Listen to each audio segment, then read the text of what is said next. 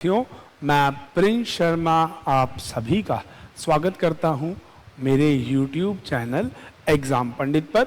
शब्दीय नवरात्रों की सभी को हार्दिक शुभकामनाएं।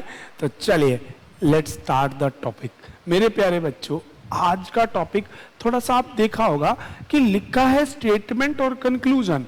तो आपके दिमाग में आ रहा हो जी, पहले भी आपने स्टेटमेंट कंक्लूजन के नाम से सिलॉग्स पढ़ा है, साइलोगिज्म्स है ना, सिलॉग्स कथन और निष्कर्ष वो भी वैसे ही थे। तो ये क्या चीज अलग है? तो मेरे प्यारे बच्चों, वर्ष 2020, 21, 22, 23, 24 इस रीजनिंग के सेक्शन को बोलते हैं क्रिटिकल रीजनिंग। और ये 2023-24 से ना पिछले 2 वर्षों से प्री में भी आ रहे हैं इसके क्वेश्चन और मेंस में भी। तो आइए शुरू करते हैं। इसमें होता क्या है, करना क्या है, कंसेप्ट क्या है? तो इस टॉपिक को हम बेसिकली बोलते हैं स्टेटमेंट एंड कंक्लूजन्स।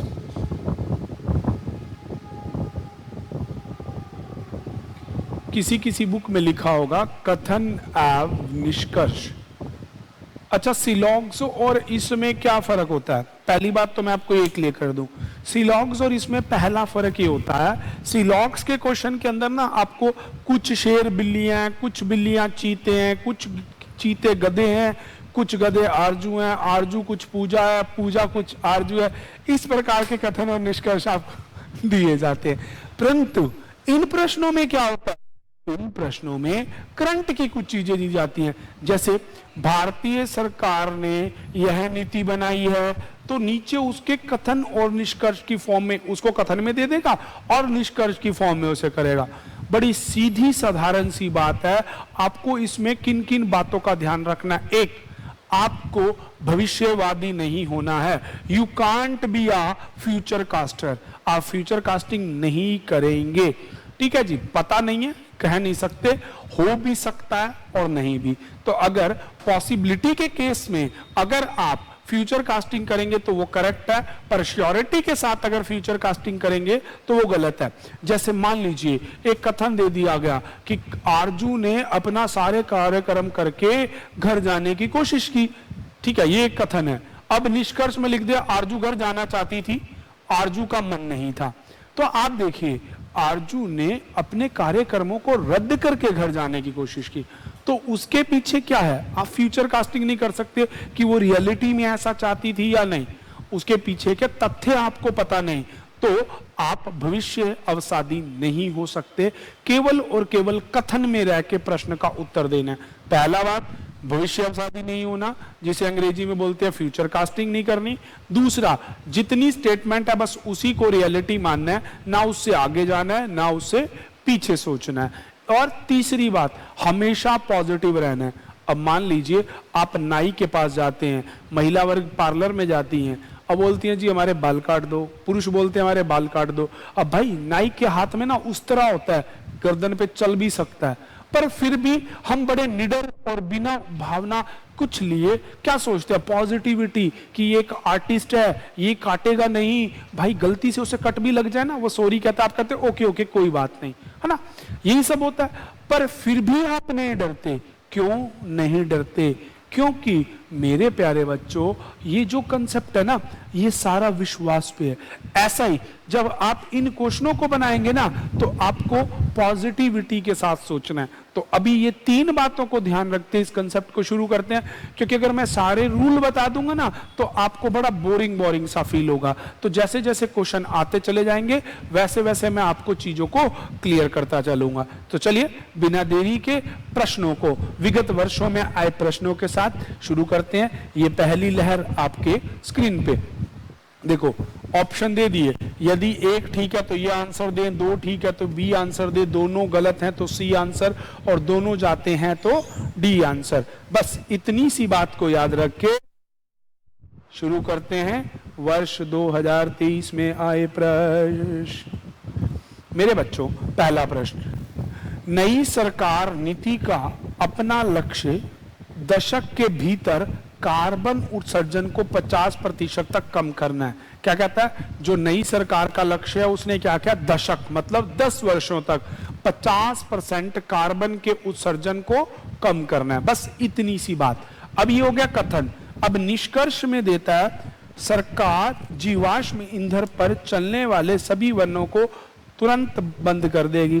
सरकार कोयले से चलने वाले सभी बिजली यंत्रों को बंद कर देगी। तो अगर बड़े ध्यान से देखें, कार्बन के उत्सर्जन को क्या करना है, आने वाले दशक में कम करना है। दशक मतलब 10 साल। अब ये कहता है जी गवर्नमेंट लगा देगी तुरंत प्रभाव, तो गलत हो गया ना। और देखो कार्बन का उत्सर्जन ना तो केवल वाहन चलने से होता है, ना ही बिजली के यंत्रों से होता है, और भी बहुत सारी चीजों से होता है। तो ये नीति के अनुसार नहीं। दूसरी चीज, ये पब्लिकली वेलफेयर नहीं है, ये मानव के उसमें नहीं आता। तो इसका उत्तर मार्क करेंगे भैया हम, ना तो एक, ठीक है जी, ना तो दो, ना तो एक अनुसरण करेगा ना ही दो।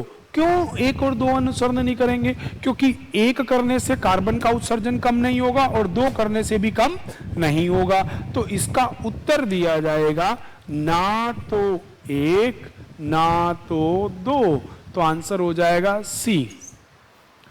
एक ठीक होने पे ए, दूसरा ठीक होने पे बी, दोनों गलत होने पे सी, दोनों ठीक होने पे डी। बस ये 4 ऑप्शन आपको हमेशा एग्जामिनर दे के चलेगा। चलिए अगला प्रश्न। अगला प्रश्न दिया गया, भारत में सबसे बड़े ऋणदाता बैंक की घोषणा की गई है कि वह ग्राहकों को 20,000 की राशि बिना मांग पर्ची के 2,000 के नोट के बदले अनुमति देगा। अब देखो क्या कहा, 20,000 तक की राशि बिना मांग पर्ची के रुपए 2,000 नोट बदलने की अनुमति देगा। किसने? एक लोन बैंक ने अनाउंसमेंट की है कि 20,000 रुपए तक विदाउट डिमांड ड्राफ्ट 2,000 के नोट के बदले आप लेके जा सकते हैं। अच्छा, नीचे कहता है किसी को भी 20,000 से अधिक राशि निकालने की अनुमति नहीं दी जाएगी। 20,000 तक बदलने के लिए किसी भी मांग पर्ची की आवश्यकता नहीं है। तो अब खुद सोचो, हम 20,000 से राशि ज्यादा नहीं दी जाएगी, ये हो गया फ्यूचर कास्टिंग, भविष्यवादी नहीं दी जाएगी। और मैंने अभी शुरुआत की कि आपको भविष्य को सोच के नहीं चलना। तो पहला क्या हो गया? गलत। बस ऐसी ऐसी छोटी छोटी बातें मेरे बच्चों जो आपको याद रख के चलनी है। तो भविष्यवादी नहीं होना, तो पहला गलत। अब दूसरा कहता है 20,000 तक बदली के लिए किसी भी मांग पर्ची की। ये बात तो उसने खुद से लिखी है ना, लिखी है ना एग्जामिनर ने, उसने लिखी है कि 20,000 तक की राशि के लिए बिना मांग पर्ची, ठीक है। तो मतलब किसी मांग पर्ची की जरूरत नहीं है। तो केवल और केवल दूसरा अनुसरण करेगा। तो आंसर लगा देंगे बी। सेकंड का आंसर आप बी मार्क कर देंगे। तो मेरे प्यारे बच्चों चलते हैं अगले प्रश्न की तरफ। लीजिए, यूपी कांस्टेबल, वाह भाई वाह। देखो प्रश्न कितने बढ़िया बढ़िया हैं, और ये देखो इनका कोई वो नहीं है, ये टोटल रियलिटी बेस्ड क्वेश्चन है। तो चलिए अब तीसरे प्रश्न को समझते हैं। तीसरा प्रश्न क्या है अपने सामने? तीसरा प्रश्न एग्जामिनर ने रखा कि मृत्यु किसी को नहीं देखेगी। अच्छा जी, मृत्यु समय को नहीं देखेगी, एक सत्य है। कहता है मनुष्य को एक दिन मरना ही है, जीवन में मृत्यु कभी भी आ सकती है।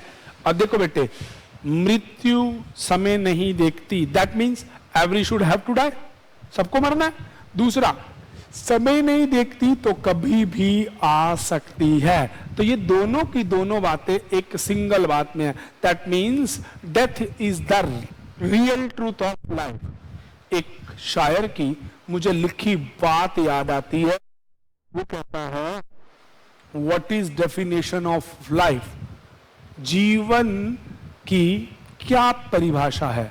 तो कहता है मौत तक का सफर, मौत तक का सफर तय करना ही जीवन है।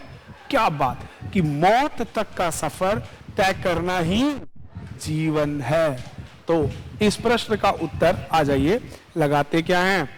फर्स्ट भी करेक्ट है, सेकंड भी करेक्ट है, दोनों करेक्ट हैं। तो आंसर लगा देंगे डी। कहता है किसी देश की जनसंख्या वृद्धि वहां की नीति निर्माताओं के लिए बड़ी चुनौती है। किसी देश की जनसंख्या वहां के नीति निर्माताओं के लिए, मतलब जो वहां के पॉलिसी क्रिएटर हैं, उनके लिए एक समस्या है। अब क्या कहता है नीचे कंक्लूजन की फॉर्म में, पहला, एक निश्चित समय के बाद देश की जनसंख्या कम हो जाएगी, ऐसा तो कुछ नहीं कहा गया। बढ़ती जनसंख्या का असर देश में उपलब्ध संसाधनों पे पड़ता है। तो क्या संसाधनों के विषय में कुछ कहा गया? हाँ, क्यों कहा गया? क्योंकि देखो उसने कहा नीति निर्माताओं की समस्या है, तो दैट मीन्स जो वहां की चीजें हैं, जो वहां की जरूरतें हैं, उनको इफेक्ट करती है। दैट मीन्स कहीं ना कहीं संसाधनों की उपलब्धियां कम होती हैं। तो मतलब फर्स्ट तो हो गया रॉन्ग, क्योंकि जनसंख्या कम ज्यादा के बारे में नहीं कहा गया, सिर्फ ज्यादा के बारे में कहा गया। तो केवल और केवल दूसरा ठीक होगा। तो इसका आंसर हम लगा देंगे बी। मेरे प्यारे बच्चों, कुछ बातों का खास तौर पे ध्यान रखना है, उन्हीं के आधार पे आपको प्रश्नों का उत्तर देना है। एक चौथी बात, कभी भी इन प्रश्नों को वास्तविकता से नहीं जोड़ना है। Don't connect this type of question with reality. ये जितना कथन है उतनी ही बात है। जैसे आप कोई मूवी देखते हैं, कोई सीरियल देखते हैं, वो क्या बोलता है, इसका वास्तविकता से कोई संबंध नहीं है, यही बोलता जाता ना। बस वही कंसेप्ट आपको याद रखना है। तो चलिए बिना देरी के अगले प्रश्न की तरफ चलते हैं। अगला प्रश्न कथन है, दूध को तांबे के बर्तन में रखा जाए तो वो जहर बन जाएगा। जहर का सेवन और स्वास्थ्य के लिए अच्छा नहीं है। अब भाई क्या क्या कि तांबे के बर्तन को अगर उसमें दूध डाल दें तो वो जहर बनेगा। क्यों? क्योंकि वो केमिकल रिएक्शन करेगा। हम पढ़े लिखे लोग इस बात को जानते भी हैं। तो इस अगर धार्मिक उससे देखें तो भी प्यारे बच्चों, अगर आप जानते होंगे, तामपत्र में कभी भी महादेव के ऊपर जल चढ़ाया नहीं जाता है। याद रखिएगा, अगर शुद्ध जल है तो वो तांबे के लोटे में डाल दिया जा सकता है, परंतु अगर दूध वाला है तो उसे तांबे के बर्तन में नहीं रखा जाता है। चलिए, तो अब कहता है कि दूध को तांबे के बर्तन में रखा जाए तो जहर बन जाएगा और वह स्वास्थ्य के लिए अच्छा नहीं। तो लोगों को तांबे के बर्तन में दूध का सेवन करना चाहिए। तो भैया वो स्वास्थ्य के लिए, जहर सेवन और स्वास्थ्य के लिए अच्छा होता है। दूसरा, जहर के सेवन से बचना चाहिए। तो मेरे प्यारे बच्चों, आप बताइए, क्या आपको जहर का सेवन करना चाहिए? अब बताओ, अगर मैं रियलिटी में कहूं तो जहर से बचना चाहिए, पर यहां पे कथन पूरे होते सेकंड लाइन में लिखा गया जहर सेवन और स्वास्थ्य के लिए लाभदायक है। तो इसके कथन के अनुसार पहले वाला करेक्ट होगा और दूसरे वाला गलत होगा। तो इसके अनुसार पहला ठीक, दूसरा गलत, क्योंकि मैंने आपको पहले ही कहा आपको रियलिटी में नहीं जाना, जितना कथन कहा गया है उतना ही कथन के साथ रहना है। क्योंकि उसने कहा ना कि जहर सेवन और स्वास्थ्य के लिए अच्छा है, मतलब जीवन के लिए और अच्छा है। तो भैया अगर वो कह रहा है तो आपको उसके कथन अनुरूप ही कार्य करना है, अपनी तरफ से कुछ भी ऐड नहीं करना है। तो चलिएगा, फटाफट से अगले प्रश्नों की ओर चलते हैं। लीजिए, अगला प्रश्न आपकी स्क्रीन पे आ गया।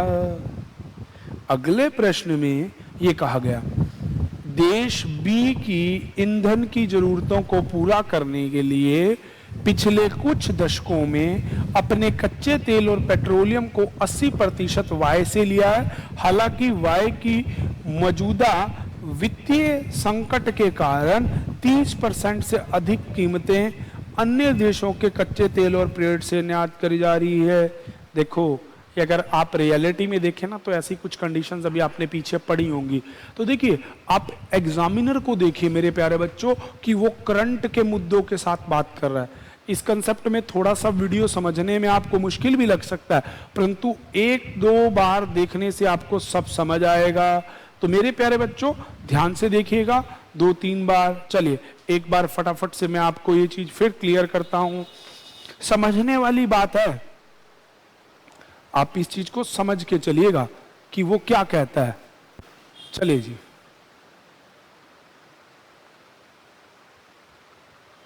बार बार आपकी स्क्रीन फ्लक्चुएट कर रही है, कोई बात नहीं, अभी उसमें टेक्निकल इश्यूज है, हम करेक्ट करवा रहे हैं।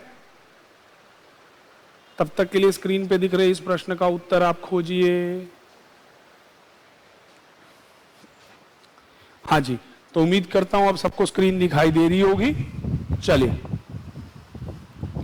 अब आपको प्रश्न क्या दिया गया कि बी दे, इसकी ईंधन की पूर्ति कौन कर रहा है? एक वाई देश कर रहा है, और इसके करंट की स्थिति अच्छी नहीं तो 30% ये मार्जिन यहां से कमा रहा है। ठीक है, दैट्स इट, इतना सा कथन है। अब आपको कहता है बी देश का कार पूर्ण विक्रय उद्योग महीने में पूरी तरह बंद होने की कगार पे है। तो क्या बी के किसी उद्योग के बारे में कुछ कहा गया? नहीं। हमें जब बिजनेस के बारे में कहा ही नहीं गया तो हम उसकी बात नहीं कर सकते, पहला गलत। दूसरा, बी देश में ईंधन की 30% वृद्धि की जाएगी। तो क्या हमें बी देश के ईंधन के बारे में कुछ कहा? तो इसका उत्तर ना तो 1 है ना 2, तो इसका आंसर लगा देंगे सी। ना तो 1 निकलेगा ना 2 निकलेगा। क्यों नहीं निकलेगा? क्योंकि ना तो ए से उसका रिलेशन है ना बी से। ठीक है जी, चलते हैं अगले प्रश्न की तरफ।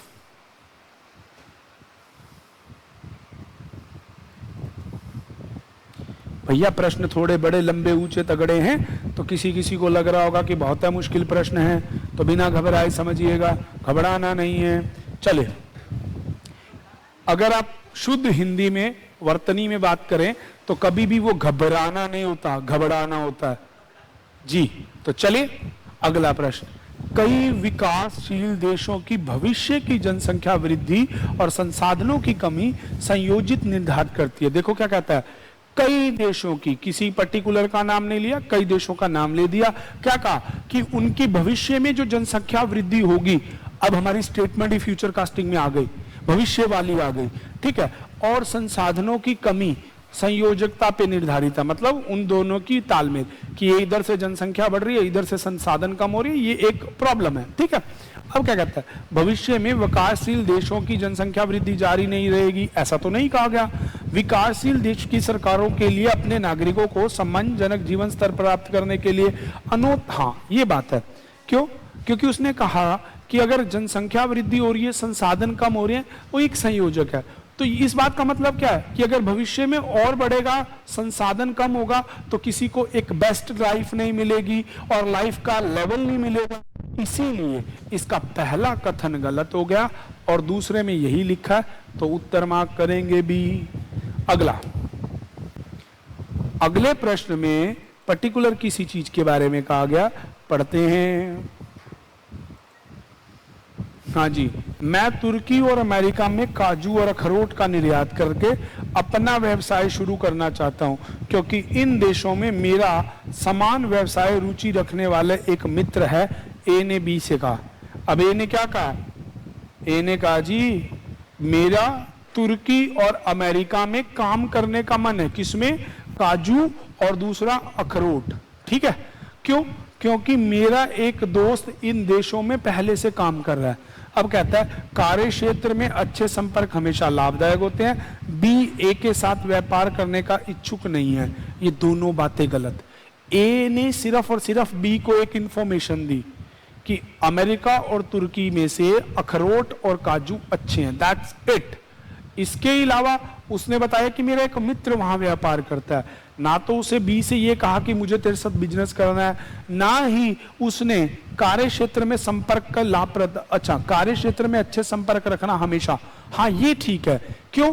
क्योंकि उसने बताया ना कि मेरा मित्र भी वहां ऐसा कार्य कर रहा है, दैट मीन्स उसके मित्र से उसका अच्छा संपर्क है और उस संपर्क ने उसको वो फायदा दे दिया। तो आंसर हो जाएगा फर्स्ट फॉलो, आंसर हो जाएगा ए, पहला ठीक, क्योंकि उसने जिसमें कार्य करना है उसका मित्र है तो उसको लाभप्रद होगा ही होगा। अगला, जे निवास के निवासियों को हर गर्मी में पानी बचाना चाहिए। क्या कह दिया अभी? जे निवास के निवासियों को हर गर्मी में पानी बचाना चाहिए। अब कहता है जे निवासियों को गर्मी में पानी की कमी का सामना करना पड़ सकता है, जे निवासियों को सर्दियों में पर्याप्त पानी मिलेगा। ऐसा कुछ भी नहीं। उन्होंने एक स्टेटमेंट दी कि गर्मियों में पानी की कमी हो सकती है, करना पड़ेगा, होगा, इसमें कोई भी मतलब नहीं। तो ये दोनों के दोनों कंक्लूजन आपके गलत हो गए। तो फर्स्ट भी रॉन्ग हो गया और सेकंड भी रॉन्ग। चलिए अगला प्रश्न। अरे मेरे प्यारे बच्चों, अगला प्रश्न आया कि बाजार से लाए हुए फलों की तुलना में घर पे उगाए गए फल सब्जियां कहीं अधिक स्वास्थ्य हैं, क्योंकि ताजा दिखने वाले कृत्रिम और संरक्षित रक्षण रखे जाते हैं। कहता है जी बाजार से जो आप चीजें लेते हो ना वो अच्छी नहीं है। क्यों? क्योंकि उन्हें फ्रेश और अच्छा दिखाने के लिए प्रिजर्वेटिव्स में रखा जाता है। तो एक जनरल बात बोली। अब कहता है बाजार में फलों और सब्जियों के कृत्रिम संरक्षण को अंतर्गत, हाँ बिल्कुल, क्योंकि उसने बोला ना क्योंकि उन्हें अच्छा दिखने के लिए रखा जाता है, कहा गया, इसीलिए पहला करेक्ट। दूसरा, घर पर उगाए गए फल सब्जियां अधिक स्वास्थ्यपूर्ण है, ये तो उसने कहा ही है। तो बोथ आर बी आंसर। तो एक और दो दोनों अनुसरण करेंगे। तो मेरे प्यारे बच्चों, आज की क्लास में आपने 3 पॉइंट सीखे। मैं फटाफट से वो तीनों के तीनों पॉइंट आपको बताता हूं। पहला पॉइंट है अपने पास जी, मैं फटाफट से रिपीट कर रहा हूं। हमारे पास पहला पॉइंट क्या है कि आपको फ्यूचर कास्टिंग नहीं करनी। नंबर 2, जितनी स्टेटमेंट है उसमें ही रह के काम करना है। नंबर 3, पॉजिटिव थॉट रखनी है, नेगेटिव इंप्रेसिव नहीं जाना है। बस इन 3 बातों के आधार पे हमने आज के प्रश्न किए। ऐसे ही मिलेंगे अगली क्लास में और ऐसे ही कुछ विगत वर्षों के प्रश्नों से बात करेंगे। तब तक आप इस वीडियो को अच्छे से देखना, इसके कमेंट्स और चीजों को लिखना, और तब तक के लिए भाई चैनल को लाइक करना, वीडियो को शेयर करना, ज्यादा से ज्यादा सब्सक्राइब करना भूलिएगा नहीं। आज की क्लास में इतना ही। Thanks for watching. Stay tune with Exam Pandit for more videos. Bye bye.